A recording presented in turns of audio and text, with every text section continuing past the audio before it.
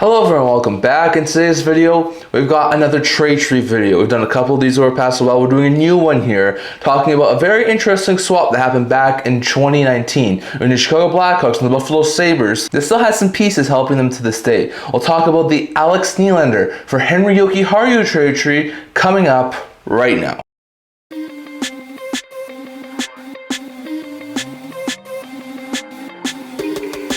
Hello everyone, welcome back to another video here at the End-to-End Hockey channel. Now before we get started, don't forget to like this video and subscribe below. Thank you for all of your support. I would never be able to do this with all of you guys, so if you haven't already, don't forget to hit the subscribe button down below. Don't forget to leave a comment. We're on the road to 1,000 subscribers, and do not forget to stay tuned for more videos coming out in the very near future. So in today's video, we've got a very interesting one. We've got another trade tree video here to discuss. So this was one that I came across a little while ago, and I thought you guys might want to actually know about this one. So back over in 2019, we saw a prospect swap. Now, at the time, the Buffalo Sabres had a couple of young prospects and guys like Alex Nylander and Victor Olofsson, who were former either first round or high level draft selections, but they weren't getting enough NHL level opportunities with the Buffalo Sabres. So with the Buffalo Sabres still trying to figure out a way to make it to the playoffs and those guys not doing overly well at the NHL level, they wound up making a prospect swap for the former 8th overall selection in the 2016 draft. And that was between the Buffalo Sabres and the Chicago Blackhawks. The Sabres would deal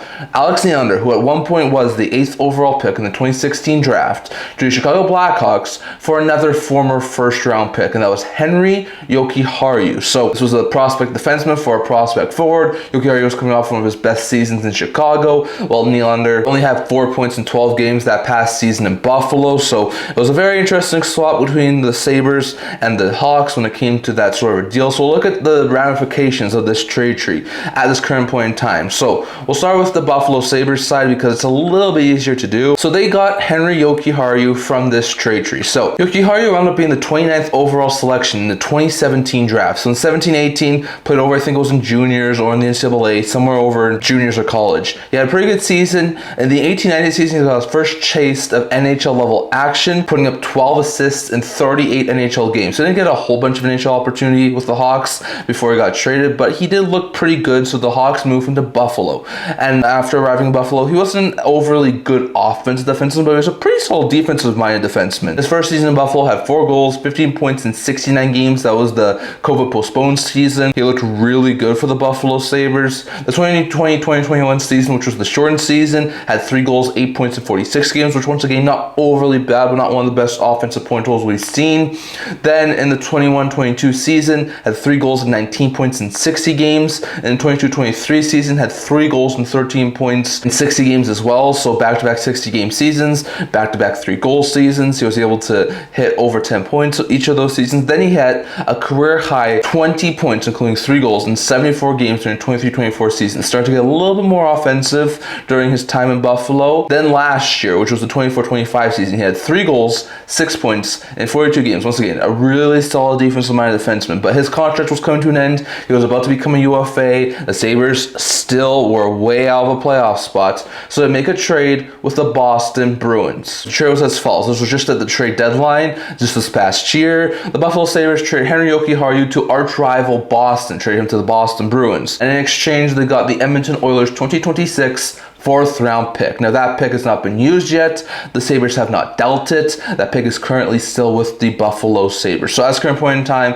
thanks to the Henry Jokiharju, Alex Nylander trade, the Buffalo Sabres only currently have a 2026 4th round pick to show for it. But they could try and move it as trade fodder, draft a solid player with it. Like, we're not exactly sure why that 2026 4th round pick is going to happen in the next year. So this trade tree could expand, but at this current point in time, the Jokiharju trade tree wound up only giving Buffalo a 4th round pick. So very interesting note there. Next, going over to the Blackhawks side with Alex Nylander. Now, at the time of the trade, Nylander, who was a 2016 first round pick, had only gotten into 19 career NHL games, putting up 3 goals and 6 points over 3 seasons. Like, he was doing pretty well at the AHL level, but he had not shown that sort of prowess at the NHL level. So with the Sabres needing to move off him, they moved him to Chicago. His first season in Chicago, he popped off. He put up 10 goals, 26 points in 65 games in the 1920 season. He absolutely exploded for the Chicago Blackhawks, which is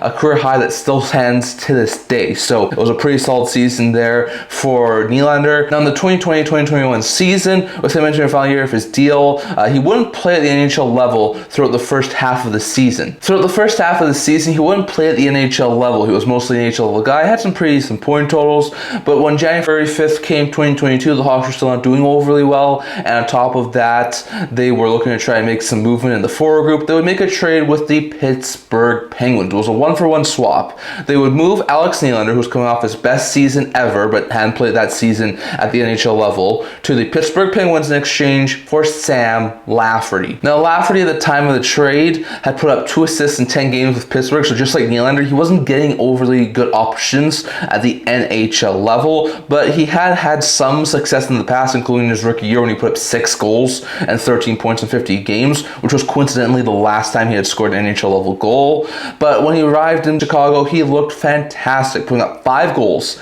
11 points in 46 NHL games to finish out the season with Chicago. So he looked pretty good, like a solid bottom 6 forward who could be a solid piece going forward for the Chicago Blackhawks. The following season, Lafferty put up career numbers. He put up 10 goals and 21 points in only 51 games with the Chicago Blackhawks. But his contract was coming to an end. This Hawks team was still nowhere close to making a playoff spot. So the Chicago Blackhawks would make a deal with the Toronto Maple Leafs. And this was a long one, so get ready. The Chicago Blackhawks moved Sam Lafferty along with defenseman Jake McCabe and 2 5th-round picks, one in 2024 and one in 2025. They packaged all those things together to the Toronto Maple Leafs in exchange for a 2026 second-round pick, a top 10 protected 2025 first-round pick, Joey Anderson, and Pavel Gogolev. Now, Gogolev at the time of this trade was at B-level prospect. Like, it wasn't one of the top prospects in Toronto, but he's a decent prospect. Like, he might have an NHL level future. After this trade, he wound up playing in 2 games with his Blackhawks AHL affiliates, putting up 1 goal. Also had 65 points in 46 ECHL games that current season. Then in his final season of his contract, he wound up playing over in the KHL, so he went over back to Russia, putting up 4 goals and 10 points in 51 games. But then his signing rights expired. He became a UFA, didn't show any interest in signing a deal with the Blackhawks, and would walk as a UFA. So that branch of the trade tree ends. Gogolev never really amounted to anything for the Chicago Blackhawks.